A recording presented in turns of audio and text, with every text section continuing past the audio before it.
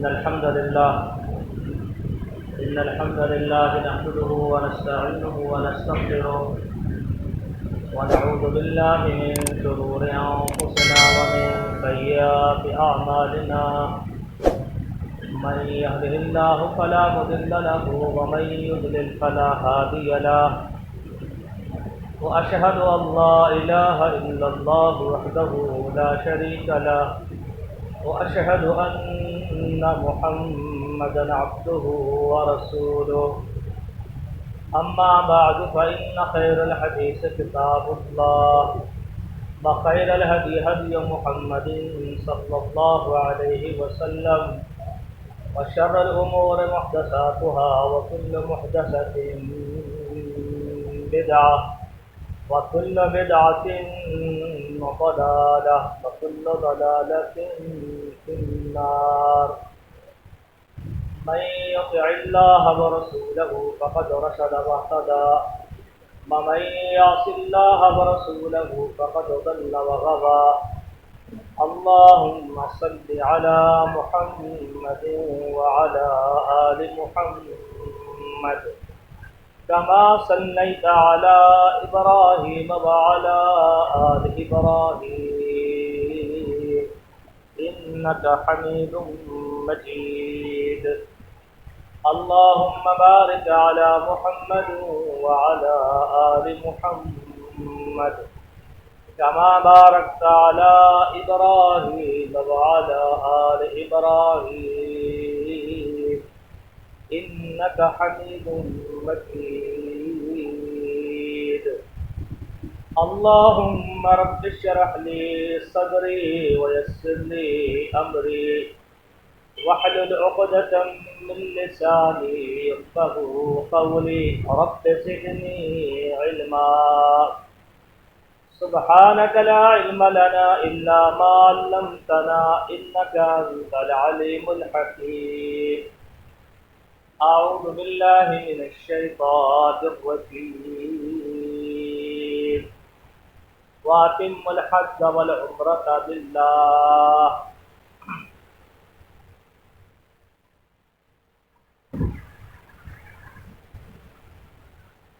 ذوالقعدہ کا مہینہ اس میں اور آپ سفر کر رہے ہیں۔ حج کے مہینوں میں شمار ہوتا ہے۔ قرآن مجید میں اللہ کا ارشاد ہے الحج اشہر معلومات، حج کے مہینے معلوم شدہ ہیں۔ نبی کریم صلی اللہ علیہ وسلم کی احادیث مبارکہ میں اس کی وضاحت ہے کہ حج کے مہینے جو معلوم شدہ ہیں وہ کون سے۔ احادیث مبارکہ میں شوال جو کہ عید کا مہینہ ہے جو ہم گزار چکے، ذوالقعدہ جس میں ہم ابھی سفر کر رہے ہیں، ہم پر سایہ پگن ہے، اور اس کے بعد ذوالحجہ، ان 3 مہینوں کو حج کے مہینے قرار دیا ہے۔ اس سے مراد یہ نہیں ہے کہ آپ شوال میں حج کر لیں، ذوالقعدہ میں حج کر لیں۔ حج تو ذوالحجہ میں ہوگا اور مخصوص ایام میں ہوگا، خاص تاریخوں میں ہوگا۔ اس سے مراد یہ ہے کہ دور ماضی میں کیونکہ سواریاں میسر نہیں ہوتی تھی، سفر اتنا آرام دہ اور تیز رفتار نہیں تھا، تو لوگ عید کی نماز پڑھتے، آپ نے روزہ کھولا، چاند دیکھا، عید کی نماز پڑھی، گھر والوں کو اللہ حافظ کہا، زاد راہ لیا اور سفر پہ چلے۔ تو شوال کے مہینے میں حج کے سفر کو اختیار کیا جا سکے، یہ مراد۔ ذوالقعدہ کے مہینے میں قافلے روانہ ہو سکتے اور ہو رہے ہیں۔ اسی طرح ذوالحجہ میں بہت سے لوگ بالکل آخر میں جاتے ہیں۔ تو یہ مراد ہے کہ حج کے مہینے معلوم شدہ ہیں، ان مہینوں میں سفر حج کو اختیار کیا جائے، اور اس کی وضاحت احادیث مبارکہ میں موجود۔ اور تقریباً تمام تر احکامات کی وضاحت اور تفصیل اور تفسیر وہ احادیث مبارکہ ہی میں ملتی ہے، جیسے کہ نماز ہے، روزہ ہے، زکوٰۃ ہے، اسی طرح حج اور عمرے کا معنی۔ خوش نصیب ہے، سعادت مند ہے وہ لوگ جن کو اللہ تعالیٰ یہ زیارت نصیب فرماتا ہے۔ اللہ تعالیٰ ہمیں بھی ایسے خوش نصیبوں میں شامل کرے۔ میرے دوستو، جس کے پاس استطاعت ہے اس پر حج فرض ہے، جیسے نماز فرض ہے نا، زکوٰۃ فرض ہے، روزہ فرض ہے، اسی طرح اگر استطاعت ہو تو حج فرض ہے، اللہ کا فریضہ ہے اور ارکان اسلام میں سے ہے۔ نبی کریم صلی اللہ علیہ وسلم نے فرمایا بنی الاسلام علی خمس، اسلام کی بنیاد 5 چیزوں پر، اور آپ نے اس میں حج کا بھی ذکر کیا، بل حج، حج بھی اسلام کا رکن ہے۔ اسلام کی عمارت مکمل ہی نہیں ہوتی بغیر حج کے، تو جسے اللہ نے استطاعت دی ہے وہ حج کرے۔ قرآن مجید میں اللہ نے فرمایا وَلِلَّهِ عَلَى النَّاسِ حِجُّ الْبَيْتِ مَنِ اسْتَطَاعَ إِلَيْهِ سَبِيلًا، اللہ کے گھر کا حج کرنا ہے اس بندے کے ذمے جو استطاعت رکھتا ہے۔ استطاعت کیا ہے؟ الزاد و براہ، بندے کے پاس توشہ ہونا چاہیے، زاد راہ ہونا چاہیے، راستے کا امن میسر ہونا چاہیے، صحت اس قابل ہونی چاہیے کہ بندہ جا سکے، اور سواری ہونی چاہیے، سواری کے اخراجات ہونا چاہیے۔ یہ ہے استطاعت۔ اور اگر عورت ہے تو اس میں ایک چیز کا اور اضافہ ہوگا، اس کا شوہر یا اس کا محرم اس کے ساتھ ہونا چاہیے۔ تو جس کے پاس استطاعت ہے، راستہ پرامن ہے، اللہ نے زاد راہ دے رکھا ہے، خرچہ اٹھا سکتا ہے، اس کو چاہیے کہ وہ اللہ کے گھر کا حج کرے، حج اس پر فرض ہو چکا ہے۔ اللہ نے بڑی سخت وعید سنائی ہے ان لوگوں کو جو استطاعت کے باوجود حج نہ کرے۔ کیا فرمایا؟ وَمَنْ كَفَرَ فَإِنَّ اللَّهَ غَنِيٌّ عَنِ الْعَالَمِينَ، جو انکار کرتا ہے استطاعت کے باوجود، اللہ تعالیٰ ایسے لوگوں سے بے پرواہ ہے، اللہ کو ان کی حاجت نہیں۔ سیدنا عمر فاروق رضی اللہ تعالیٰ عنہ فرمایا کرتے تھے جو لوگ استطاعت کے باوجود حج نہ کریں، اللہ کا دیا سب کچھ ہے مگر دنیا میں ایسے مگن ہیں چھوڑنے کو دل نہیں چاہتا، نہ کاروبار چھوڑتے ہیں، نہ دکان چھوڑتے ہیں، نہ گھر بار چھوڑتے ہیں، اور کوئی وجہ نہیں، سارے وسائل، سارا زاد راہ اللہ نے اس کو دے رکھا ہے، حج پہ نہیں جاتا۔ آپ فرماتے تھے میں چاہتا ہوں میں ان کو جزیہ لگا دوں۔ جزیہ غیر مسلموں سے لیا جاتا ہے۔ پھر فرماتے ہیں وما ہم بمسلمین وما ہم بمسلمین، جو لوگ استطاعت کے باوجود حج نہ کریں، میرا ان کے بارے میں نظریہ یہ ہے کہ وہ مسلمان نہیں ہو سکتے، وہ مسلمان نہیں ہو سکتے۔ اور بعض روایتوں میں آتا ہے جو شخص استطاعت کے باوجود حج نہ کرے، عمرہ نہ کرے، اس کا مسلمان ہو کے مرنا یا یہود و نصارہ میں سے کسی کا ہو کے مرنا اللہ کیا برابر۔ اتنے سخت وعید، وہ حالت اسلام میں مرے یا حالت کفر میں مرے، اللہ کے ہاں برابر، اللہ کے اس کی کوئی حیثیت نہیں۔ تو لہذا جس کو اللہ نے استطاعت دی ہے وہ اپنے آپ کو خوش نصیب سمجھے، اللہ کی دی ہوئی دولت اور مال سے فائدہ اٹھائے اور جا کے بیت اللہ کا حج کرے۔ میرے دوستوں، دنیا کے کام ہوتے رہے، جب اسپتال میں لیٹے ہوتے ہیں نا پھر بڑی یاد آتی ہے کہ کچھ کر لیا ہوتا، کچھ کر لیا ہوتا، اور حالات کا تقاضا بھی یہی ہے، نہیں پتا کب کیا ہو جائے۔ نبی علیہ السلام نے فرمایا حج کا ارادہ کرو تو پھر جلدی کرو، حج کا ارادہ کرو تو پھر جلدی کرو، کہیں پریشانی، بیماری، تکالیف تمہیں روک نہ لے۔ کبھی اپنی تکلیف ہے، کبھی اپنے بچوں کی تکلیف ہے، کبھی گھر والوں کی تکلیف ہے، کبھی حالات کا رونا ہے۔ فرمایا جلدی کرو اللہ کا کام کرنے میں، جیسے تم دنیا کا کام کرنے میں جلدی کرتے ہو، کل کس نے دیکھی؟ آج اللہ نے موقع دیا، فرمایا حج کے لیے کمر کس لو، روانہ ہو، جلدی کرو۔ اللہ اکبر، کتنی بڑی شہادت! نبی کریم صلی اللہ علیہ وسلم نے فرمایا من حج للہ فلم یرفث ولم یفسق رجع من ذنوبہ کیوم ولدتہ امہ، جس نے اللہ کے لیے حج کیا، اللہ کے لیے خرچہ کیا، اللہ کے لیے سفر اختیار کیا، اللہ کے لیے تکلیف کو برداشت کیا، اپنے اور بیگانوں کی پرائی اور جدائی اور برداشت کی، جا کر بیت اللہ کا حج کرتا ہے، فرمایا اللہ کی بارگاہ میں اس کا حج قبول ہو گیا، اور اس نے فسق و فجور سے، شہوات و جذبات سے کام نہیں لیا، تو گھر جب واپس آئے گا تو اللہ کی رحمت کے ساتھ ایسا ہوگا جیسے آج اس کی ماں نے اس کو جنم دیا۔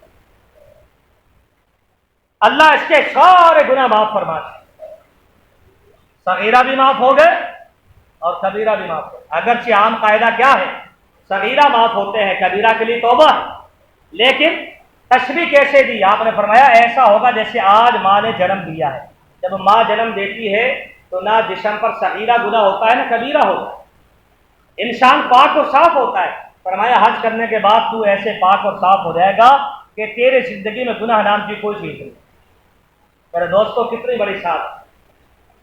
نبی کریم صلی اللہ علیہ وسلم نے فرمایا الحج المبرور لیس لہ جزاء الا الجنہ، حج مبرور اس کا بدلہ سوائے جنت کے اور کچھ نہیں، جنت پکی ہو جائے گی۔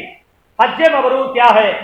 حج مبرور جو سنت کے مطابق ہو، شہوات و جذبات اور خیالات اور حرام کے لقمے سے اور جنگ و جدال سے بچ کر کیا ہو، اللہ کی بارگاہ میں قبول ہو جائے، یہ حج مبرور ہے۔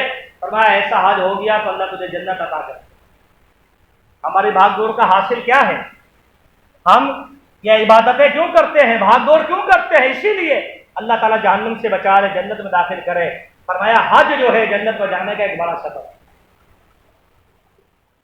نبی کریم صلی اللہ علیہ وسلم نے فرمایا تابعوا بین الحج والعمرہ، لوگوں حج اور عمرہ بار بار کیا کرو، پے در پہ کیا کرو۔ تابعوا بین الحج والعمرہ، حج اور عمرہ بار بار کیا کرو، پے در پہ کیا کرو۔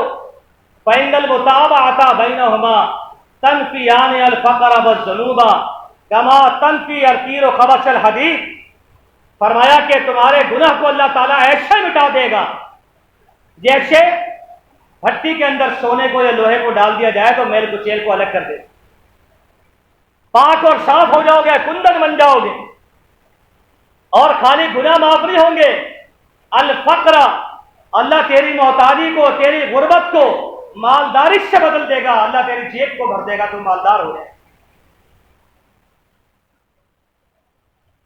اندازہ کیجیے نبی اسلام کی بشارت کتنی بڑی ہے اور کتنی قابل غور ہے۔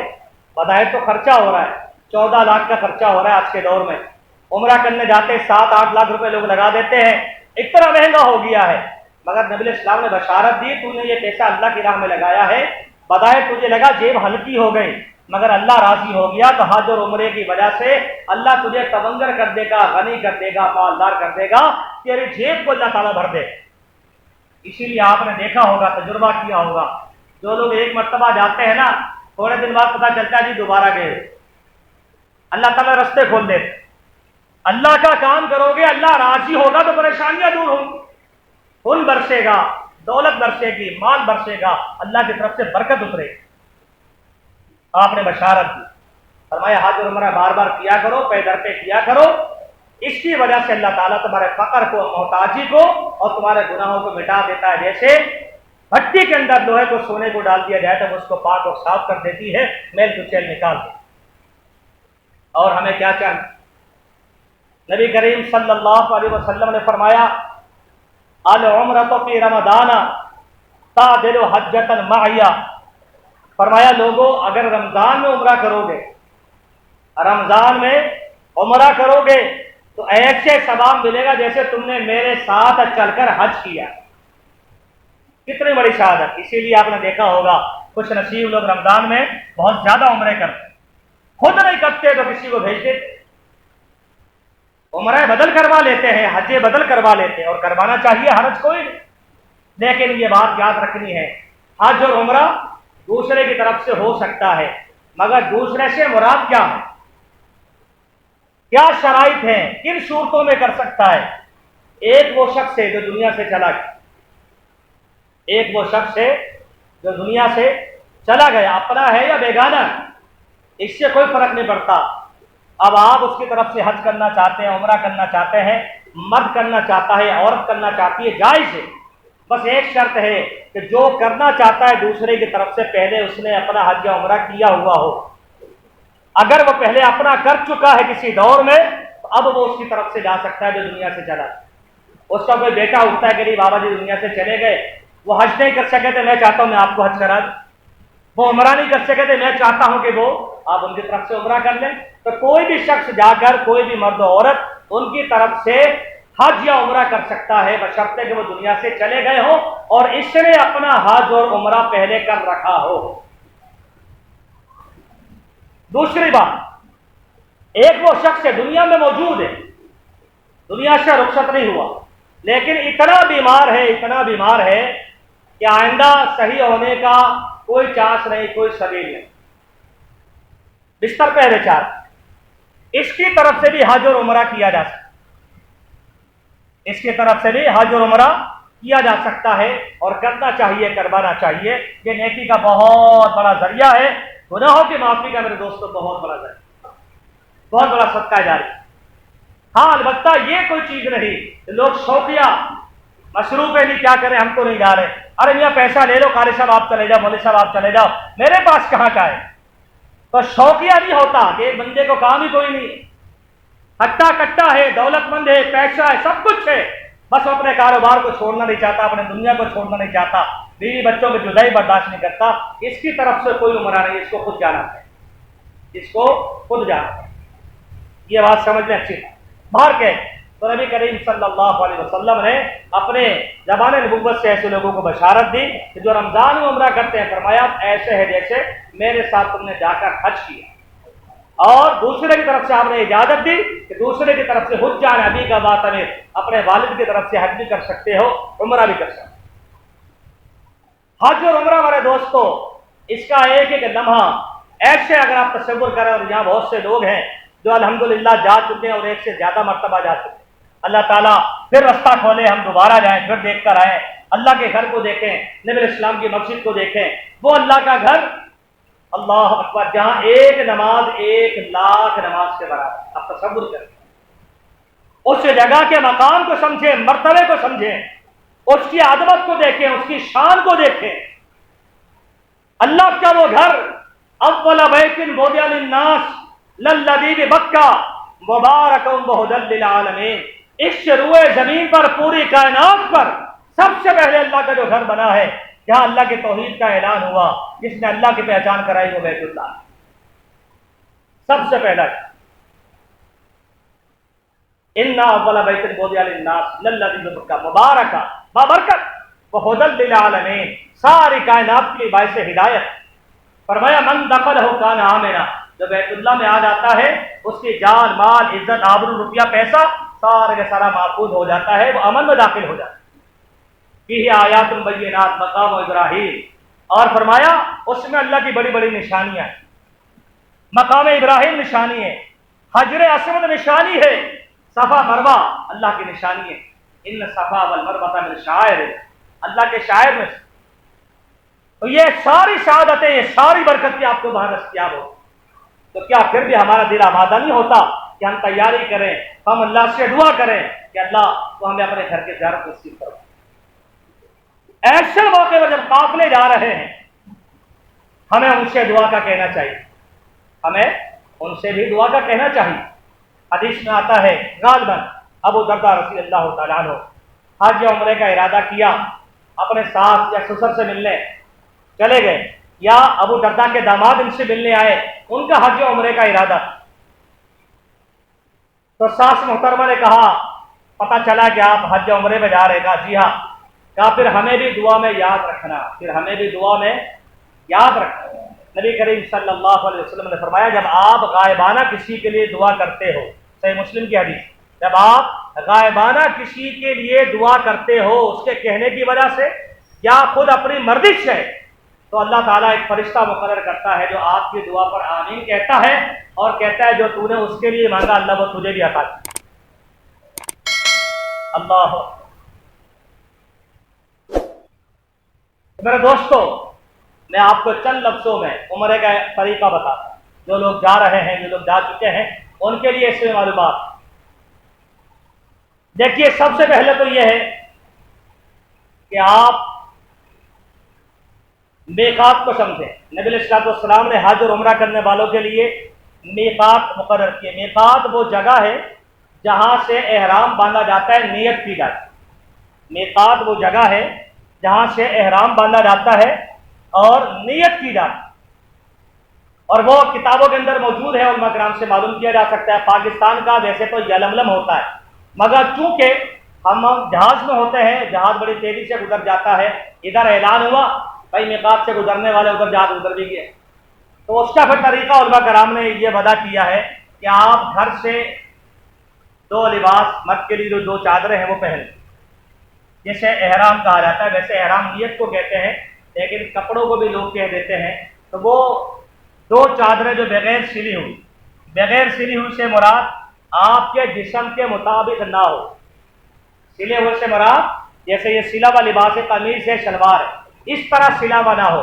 ہم وہ چادر آپس میں سلی ہوئی ہے، پتلی تھی، آپ نے چوری کر لی، کنارہ ادھر رہا تھا آپ نے سی لیا، وہ جائز ہے۔ سلی ہوئی سے مراد آپ کے جسم کے مطابق نہ سلی ہوئی، بس چادریں ہوں، بھلے وہ آپس میں جوڑ کے نہ چوٹ لگے، اس کے اندر کوئی مسئلہ نہیں۔ اور سفید ہونا بھی کوئی ضروری نہیں ہے، کسی بھی کلر کا ہو سکتا ہے۔ کفن بھی اور احرام کی چادریں بھی سفید ہونا کوئی ضروری نہیں، لیکن کوشش کریں سفید ہو، کیونکہ مستحب ہے، توجہ دلائی گئی ہے۔ اب آپ اگر دوسرے کلر کا لیں گے تو سب سے الگ نظر آئیں گے، پھر کس کس کو سمجھائیں گے کہ بھائی یہ بھی صحیح ہے اور یہ بھی جائز ہے۔ تو بہتر ہے وہ کام نہ کرے جس سے لوگوں کی زبان کھلے، سفید ہی لے لیں، مستحب ہے، اولا ہے، افضل ہے، بہتر ہے، ٹھیک ہے۔ آپ گھر سے چادر پہن لیتے ہیں، نیت ابھی آپ نے نہیں کرنی کیونکہ آپ میقات پہ نہیں ہیں، یا ایئرپورٹ سے چادریں پہن لیتے ہیں۔ مرد کے لیے دو چادریں ہیں اور عورت کے لیے اس کا اپنا لباس ہی احرام ہے، عورت کے لیے اس کا اپنا لباس ہی احرام ہے، ٹھیک ہے۔ جب آپ جہاز میں اعلان ہوگا کہ ہم میقات سے گزرنے والے، وہاں پھر آپ نے نیت کر لینی ہے اللہم لبیک بعمرہ یا اللہم لبیک بحج تمتعی، اے اللہ میں حج اور عمرہ دونوں کے ساتھ حاضر۔ یہ الفاظ کہنا مستحب ہے، ضروری نہیں ہے، کیونکہ مسئلہ تو دل کا ہے، نیت تو دل میں ہوتی ہے، لیکن یہ الفاظ حدیث میں آئے ہیں، اگر کوئی کہتا ہے تو یہ بہتر ہے، افضل ہے، لیکن جب دل خالی ہے تو منہ سے کہنے سے کوئی فائدہ نہیں۔ تو اصل معاملہ دل کا ہے، دل میں نیت ہونی چاہیے، اور زبان سے کہہ لے تو یہاں پر کہنا جائز ہے۔ نماز میں روزے میں تو نہیں ملتا، مگر یہاں ملتا ہے کہ زبان سے آپ یہ الفاظ کہہ سکتے ہیں اور آپ کو کہنا چاہیے۔ اور وہاں سے پھر آپ نے شروع کر دینا ہے تلبیہ۔ تلبیہ کہتے ہیں کلمہ توحید پڑھنا، لبیک اللہم لبیک لا شریک لک لبیک ان الحمد والنعمت لک والملک لا شریک لک۔ یہ آپ نے بلند آواز سے پڑھتے رہنا ہے، پڑھتے رہنا ہے، پڑھتے رہنا ہے۔ احباب نے بلند آواز سے، خواتین نے دھیمی آواز سے، اور یہ آپ نے جاری رکھنا ہے جب تک آپ بیت اللہ میں نہیں پہنچ جاتے۔ آپ راستے میں اترے پڑھ رہے ہیں، چڑھائی پہ چڑھتے ہیں پڑھ رہے ہیں، ہوٹل میں جاتے ہیں پڑھ رہے ہیں، آرام کر رہے ہیں ہوٹل میں پڑھ رہے ہیں، جب تک آپ بیت اللہ کے اندر داخل نہ ہو جائیں، مطاف میں نہ چلے جائیں، جب تک آپ نے اس کلمے کو جاری رکھنا ہے۔ اور یہ بڑا قیمتی کلمہ ہے۔ نبی علیہ السلام نے فرمایا جب بندہ کہتا ہے نا لبیک اللہم لبیک لا شریک لک لبیک ان الحمد والنعمت لک والملک لا شریک لک، فرمایا کہ دائیں بائیں آگے پیچھے ہر چیز جو خاموش ہے یا بیدار ہے، چیز جامد ہے یا سانس لینے والی ہے، ہر چیز تیری آواز کے ساتھ آواز ملاتی ہے، یہاں تک کہ سیدھے ہاتھ کی زمین بھی ختم ہو جاتی ہے اور الٹے ہاتھ کی زمین بھی ختم ہو جاتی ہے۔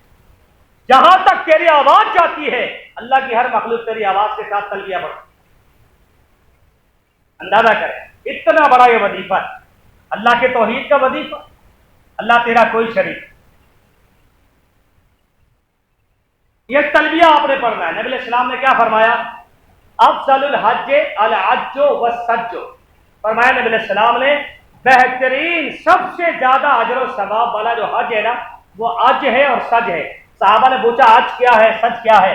فرمایا الحج کا معنی ہے جس حج کے اندر سب سے زیادہ کثرت کے ساتھ اور بلند آواز سے تم نے تلبیہ پڑھا ہے، اس حج کی فضیلت سب سے زیادہ، جتنا زیادہ پڑھ سکتے ہیں، جتنی بلند آواز سے پڑھ سکتے ہیں یہ تلبیہ بس سجو، اور فرمایا جتنی زیادہ قربانیاں کرو گے اتنا اجر و ثواب زیادہ ہوگا۔ نبی کریم صلی اللہ علیہ وسلم نے حجۃ الوداع میں، حاجی پہ ایک ہی قربانی ہوتی ہے نا، حاجی کے ذمہ ایک ہی قربانی ہوتی ہے، مگر نبی علیہ السلام نے زندگی میں ہجرت مدینہ کے بعد ایک حج کیا اور اسے حجۃ الوداع کہا جاتا ہے۔ اس حج میں آپ نے 100 اونٹ قربان کیے تھے اللہ کی راہ میں، 100 اونٹ، 100 قربانی، اندازہ۔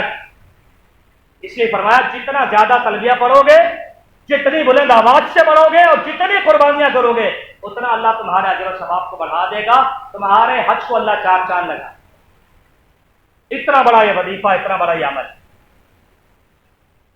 اللہ، قربانی کی بات آئی تو میرے دوستوں میں کہہ دوں، ہمارے ہاں آپ کو پتا ہے کہ جب حج کی بات آتی ہے، قربانی کی بات آتی ہے، تو یہ جو لبرل طبقہ ہے، نام نہاد اسکالرس، نام نہاد غریبوں کے چاہنے والے، جیے غریب عوام کے نعرے لگانے والے، ان کو بڑی تکلیف ہوتی ہے، کہتے ہیں جی آپ کروڑوں روپیہ قربانی میں لگاتے ہیں، نالیوں میں پیسہ بہا دیتے ہیں، کون کھاتا ہے آپ کے جانور؟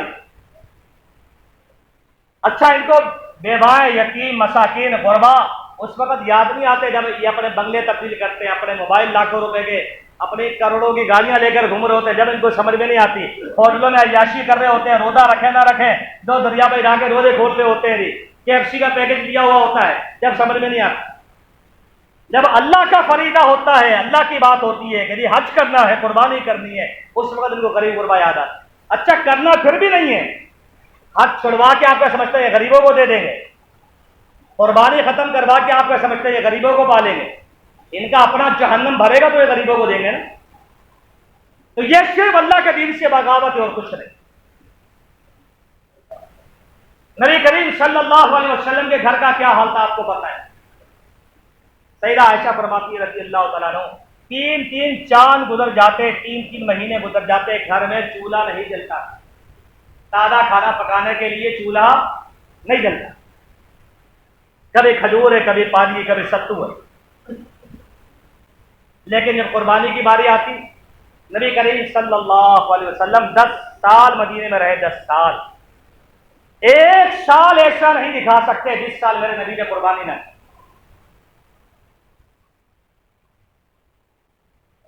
اور صرف مدینے میں نہیں بلکہ آپ کے دوست احباب صحابہ حج پہ جاتے، عمرے پہ جاتے، آپ ان کو جانور دے کر بھیجتے کہ یہ جانور لے جاؤ اور مکے میں جا کے ذبح کرنا، قربان کرنا، اور مکے کے مساکین کو یہ گوشت میری طرف سے کھلا دے۔ یہ جو آج قربانیاں ہوتی ہے نا، ہم کہتے ہیں جی تھر پارکر میں کر رہے ہیں، کوئی اندرون سندھ میں کسی اور علاقے میں کر رہا ہے، کوئی بلوچستان میں کر رہا ہے، کوئی اور کہیں کر رہا ہے، چترال میں کر رہا ہے، ٹھیک ہے نا، جائز ہے۔ اس کی وجہ یہ ہے کہ نبی کریم صلی اللہ علیہ وسلم قربانیاں بھیجا کرتے تھے کہ جاؤ مکے میں جا کے میری قربانی ذبح کیا۔ اتنے آپ، اور تاریخ اور سیرت یہ بتاتی ہے ایک جانور نہیں بھیجتے تھے، اپنے گھر کا جو حال تھا نبی علیہ السلام عمرے پہ جانے والے ساتھیوں کے ہاتھ کبھی 16 جانور بھیجتے، کبھی 18 جانور بھیجتے۔ یہ اللہ کے نبی صلی اللہ علیہ وسلم کا طریقہ کار۔ اسلام کسی کے خیالات پر نہیں چلتا میرے دوستوں، تصورات کی دنیا میں نہ رہا کریں۔ اسلام اپنی حقیقت بنوانا چاہتا ہے، جس دن جو کام اللہ کو پسند ہے بس وہی کام اللہ کیا کرو گے تو قبول ہوگا، باقی پورے دنیا کو کھانا کھلا دے، اگر آپ نے قربانی نہیں کی تو قربانی کا جو سبب آپ کو ہرگز نہیں ملتا۔ ایک چیز طے ہو گئی، اللہ نے کہا کہ یہ کام آپ کو یہ کر، اللہ کی تو بات مانے، اللہ کے پیغمبر کی بات کو تو رکھنا چاہیے۔ ایک مسلمان کے لیے اس سے بڑھ کر اور سرمایہ افتخار کیا ہونا چاہیے کہ وہ اس بات پر عمل کرتا ہے جو اللہ نے بتائی، اللہ کے نبی صلی اللہ علیہ وسلم نے بتائی۔ بار کیا ہے، آپ تلبیہ پڑھ رہے ہیں، آپ ہوٹل پہنچ گئے، اب یہاں بات کو سمجھ لیں، اب ظاہر سی بات ہے پہلی مرتبہ گئے ہیں اور آپ کو پتا ہے ماشاءاللہ پاکستانیوں کے ساتھ جو سلوک ہوتا ہے وہ بھی آپ کو پتا ہے. آپ کو ہوٹل پہنچتے پہنچتے تقریباً سارا دن ہی گزر جاتا ہے، تقریباً ایسی ہوتا ہے. ٹھیک ہے جی. اب کچھ لوگ جذباتی ہوتے ہیں، وہ کہتے ہیں بھائی آرام کو چھوڑو، بس چلو عمرہ کرتے ہیں پہلے. اچھی بات ہے اگر کسی میں ہمتیں کر لے، لیکن اگر ایک شخص جو ہے تھک گیا ہے، اس کا احرام پراگندہ ہو گیا ہے، وہ ہوٹل میں آ کے غسل کرنا چاہتا ہے، غسل فرحت تسکین کے لیے، وہ نہا سکتا ہے، کوئی حرج نہیں ہے. احرام کے کپڑے میلے ہو گئے، بدلنا چاہتا ہے بدل سکتا ہے، کوئی حرج نہیں. ٹھیک ہے جی. ہاں خوشبو سے دور رہے گا، خوشبو سے دور رہے گا، کیونکہ احرام کے بعد خوشبو لگانا منع. ٹھیک ہے جی. تو وہ تھوڑا آرام کر کے غسل وغیرہ کر کے احرام کی چادریں بدل کے اگر ایسا کرنا چاہتا ہے کر لے، اور اگر ایسا نہیں ہے پھر وہ پہنچ جاتا ہے بیت اللہ میں. اب آپ بیت اللہ میں داخل ہوئے، آپ نے دعا پڑھ لی بیت اللہ میں داخل ہونے کی، مسجد میں داخل ہونے کی. ٹھیک ہے. اللہ. اور بعض سلف صالحین سے یہ بھی ملتا ہے کہ وہ بیت اللہ کو جب دیکھتے تھے پہلی نظر پڑتی تو ہاتھ اٹھا دیا کرتے، بیت اللہ کو دیکھ کے ہاتھ اٹھا دیا کرتے تھے، اللہ سے دعائیں کرتے. کتنی بڑی وہ شہادت ہے. اور جب آپ جائیں گے اور جانے والوں سے پوچھیے، آپ پورا مکے کا چکر لگا لیں، مگر جو اس کالے گھر کو دیکھنے کی تسلی ہے، دلچسپی ہے، وہ کسی چیز ہے، بس دل چاہتا اس کو دیکھتے رہو. وہاں کے تجلیات، وہاں کے انوار دل کے گہرائیوں میں اترتے ہوئے محسوس ہوتے ہیں. اب آپ بیت اللہ پہنچ گئے، دعا پڑھ لی آپ نے. اب آپ چاہتے ہیں کہ پہلے میں بیت اللہ کا ذرا جائزہ لے لوں، بیٹھنا چاہتے ہیں تو 2 رکعت پڑھے بغیر آپ نہ بیٹھیں. ہر مسجد کا اصول یہی ہے. ٹھیک ہے جی.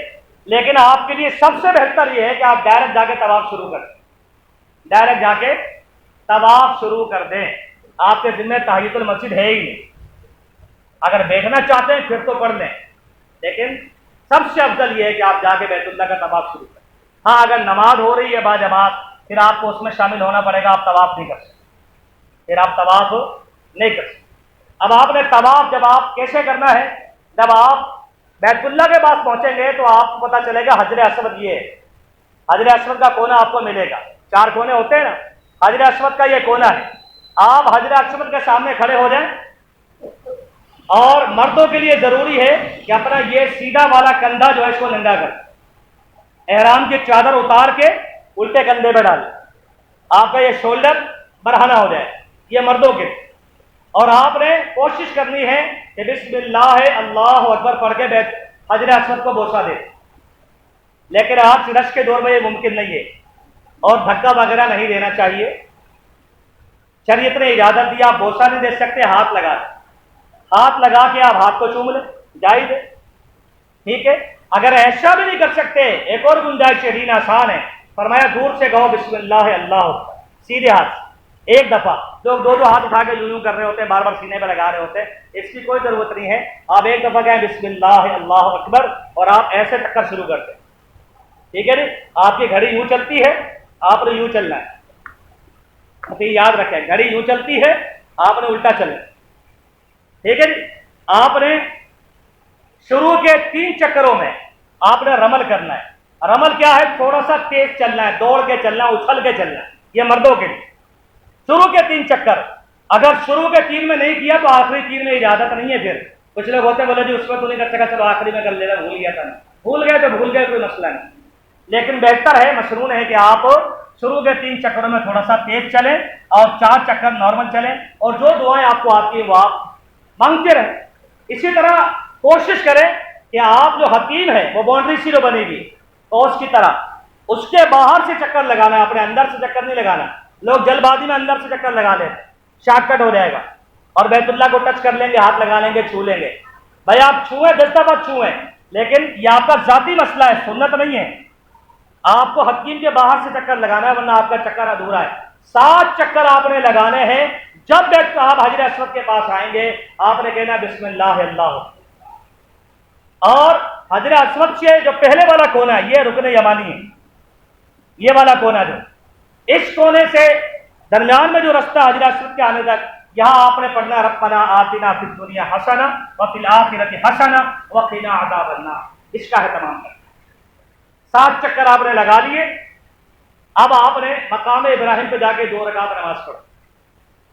اب اگر بالکل برابر میں جگہ مل جائے 100 بسم اللہ، نہیں ملتی تھوڑا اور پیچھے ہو جائیں اور پیچھے ہو جائیں اور پیچھے ہو جائیں، جہاں جگہ ملتی ہے وہاں آپ 2 رکعت نماز پڑھ لیں، اور پہلی میں الکافرون پڑھیں اور دوسری میں سورہ اخلاص پڑھیں واللہ پڑھیں۔ 2 رکعت پڑھنے کے بعد آپ آب زمزم پینا چاہتے ہیں پی لیں، سر پہ ڈالنا چاہتے ہیں سر پہ ڈال لیں، اور اس کے بعد آپ یہ پڑھتے ہوئے کہ ان الصفا والمروۃ من شعائر اللہ، یہ آیت اگر آپ کو آتی ہے یا کتاب سے دیکھ کر آپ پڑھتے ہوئے جائیں، صفا کے اوپر پہاڑ ہے، اب اس کو باؤنڈری میں کر دیا جن کو لوگ پہاڑ سے جو برکتیں حاصل کر رہے تھے پہلے تبرک کے طور پہ چوم رہے تھے، چاٹ رہے تھے، توڑ رہے تھے، تو اس کو شیشے میں پیک کر دیا۔ بہرحال تو اونچی جگہ ہے، نظر آتی ہے، صفا پہ چلے جائیں اللہ کی توفیق سے، اور آپ صفا پہ بالکل کھڑے ہو کے بیت اللہ کی طرف اپنا منہ کر لیں، بیت اللہ کی طرف منہ کر لیں اپنا، اور آپ 3 دفعہ کہیں اللہ اکبر اللہ اکبر اللہ اکبر، اور پھر دعا کریں لا الہ الا اللہ وحدہ لا شریک لہ لہ الملک و لہ الحمد وہو علی کل شیء قدیر، ٹھیک ہے جی؟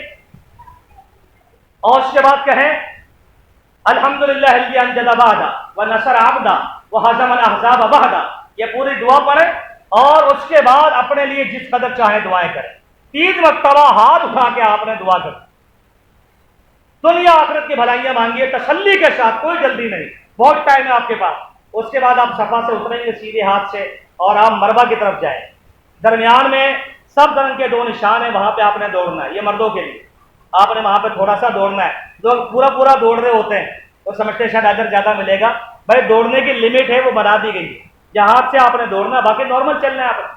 آپ جائیں اور مروہ پہ کھڑے ہو جائیں اور پورا اوپر تک چلے جائیں، لوگ بالکل پلر کے ساتھ ہی گھوم جاتے ہیں جلد بازی کے چکر میں، جلدی کس بات کی، موقع بار بار تھوڑی ملتی، مروہ پہ کھڑے ہو جائیں، پھر اسی طرح ہاتھ اٹھا کے دعائیں کریں، اور پھر آپ اس راستے سے واپس آئیں گے، پھر وہی سب نشان آئیں گے، وہاں آپ نے دوڑنا ہے۔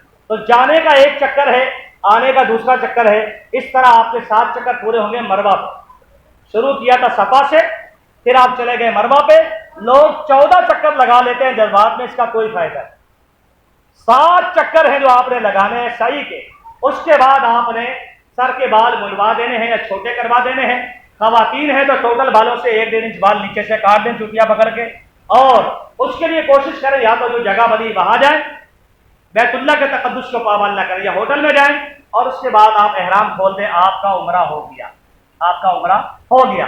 تو یہ میرے دوستو وہاں کی سعادتیں ہیں، وہاں کی برکات ہے، وہاں کا طریقہ کار ہے۔ اللہ تعالیٰ مجھے اور آپ کو بھی ایسا موقع عطا فرمائے کہ ہم بھی بار بار بیت اللہ پہنچیں، بار بار عمرہ بھی کریں، بار بار حج بھی کریں، اپنے لیے دعائیں کریں، اپنے رہ جانے والوں کے لیے، اپنے چلے جانے والوں کے لیے دعائیں کریں۔ اللہ تعالیٰ اس چیز پر قادر ہے، اللہ مجھے آپ کو توفیق عطا فرمائے۔ اقول قولی ھذا واستغفر اللہ لی ولکم وآخر دعوانا ان الحمد للہ رب العالمین۔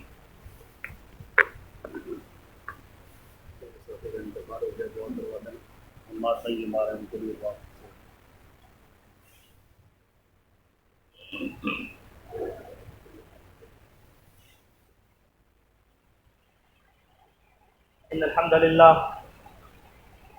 للہ نحمده ونستعینه ونستغفره ونعوذ باللہ من شرور انفسنا ومن سیئات اعمالنا، من يهده الله فلا مضل له ومن يضلل فلا هادي له، واشهد ان لا اله الا الله وحده لا شريك له، واشهد ان محمدا عبده ورسوله۔ اللهم صل على محمد وازواجه وذريته كما صليت على ال ابراهيم وبارك على محمد وازواجه وذريته كما باركت على ال ابراهيم انك حميد مجيد۔ ایک دو اعلانات ہیں۔ آج عبد الزاہد صاحب کا انتقال ہو گیا ہے، ان کے لیے دعائے مغفرت کی اپیل ہے، دعا کیجیے اللہ تعالیٰ انہیں غریق رحمت فرمائے، اللہ تعالیٰ ان کی بشری لغزشوں سے درگزر فرمائے۔ اور اسی طرح بھائی حماد صاحب بیمار ہیں، امیر محترم حافظ عبد الرحمن سلفی صاحب سب قدیر ہیں، شیخ الحدیث صاحب بیمار ہیں، اور بھی یہاں بہت سے احباب ہیں، بہت سی خواتین ہیں، بڑے اور چھوٹے ہیں، سب کے لیے دعا کریں اللہ تمام مرضى کو، بیماروں کو شفاء کاملہ عاجلہ عطا فرمائے۔ جو صحیح عقیدے کے ساتھ رخصت ہوئے احباب میں، خواتین میں، بڑوں میں، چھوٹوں میں، علماء میں، احباب میں، ان کے لیے دعا کریں اللہ تعالیٰ سب کی مغفرت فرما دے، اللہ تعالیٰ انہیں جوار رحمت کی جگہ عطا فرمائے۔ اور دوسرا یہ ہے کہ بروز ہفتہ یعنی کل انشاءاللہ خواتین کا یہاں درس ہے آپ کی مسجد رحمانیہ، اسی مسجد میں جہاں تشریف فرما ہے، شام 4 بجے یعنی عصر میں یہ درس ہے ہفتے والے دن کل۔ تو اپنے آپ اپنے گھر کی خواتین کو، بچیوں کو اور بیگمات کو یہاں پہنچا کر انہیں استفادے کا موقع دیں۔ اللہ تعالیٰ آپ کو خیر عطا فرمائے۔ کل عصر کے بعد انشاءاللہ یہ درس ہوگا آپ کی مسجد ہادہ میں۔ ربنا ظلمنا انفسنا وان لم تغفر لنا وترحمنا لنكونن من الخاسرين ربنا آتنا في الدنيا حسنة وفي الآخرة حسنة وقنا عذاب النار اللهم انصر الإسلام والمسلمين اللهم انصر الجهاد والمجاهدين اللهم انصر من نصر دين محمد صلى الله عليه وسلم واجعلنا منهم اللهم اقبل من أعرض عن دين محمد صلى الله عليه وسلم ولا تجعلنا منهم عباد الله رحمكم الله إن الله يأمر بالعدل والإحسان وإيتاء ذي القربى وينهى عن الفحشاء والمنكر ولذكر الله أكبر والله يعلم ما تصنعون سبحان ربك رب العزة عما يصفون والسلام على المرسلين والحمد لله رب العالمين۔